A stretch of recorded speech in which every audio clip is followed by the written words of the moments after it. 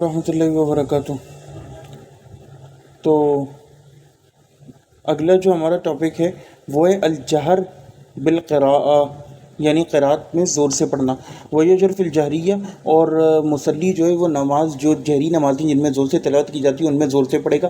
الفجر والمغرب والعشاء ویسر فی السریہ، اور سری نمازوں میں ہلکے پڑھے گا۔ الظہر والعصر والاسرار والجہر سنہ، اور ہلکے پڑھنا اور زور سے پڑھنا ہی سنت ہے۔ ان ترکہ متعمدا او ناسیا لا شیء علیہ، اگر اس کو جان بوجھ کے چھوڑ دے یا بھول کر تو اس کے اوپر کوئی مسئلہ نہیں۔ باتفاق الائمہ الاربعہ، یعنی چاروں ائمہ اربعہ کی اتفاق سے۔ الا ما رواہ الطلیطلی عن بعض اصحاب مالک، سوائے جو طلیطلی نے بعض امام مالک کے اصحاب سے نقل کیا، انہ متى تعمد ذلك، کہ جب بندہ جان بوجھ کے ایسا کرے گا، فالصلاۃ فاسدہ، تو پھر نماز فاسد ہو جائے گی۔ والمذهب المشہور عن مالک ان الصلاۃ صحیحہ، اور امام مالک کا جو مشہور مذہب ہے وہ یہی ہے کہ نماز جو ہے وہ صحیح ہے، اس میں کوئی حرج نہیں ہے۔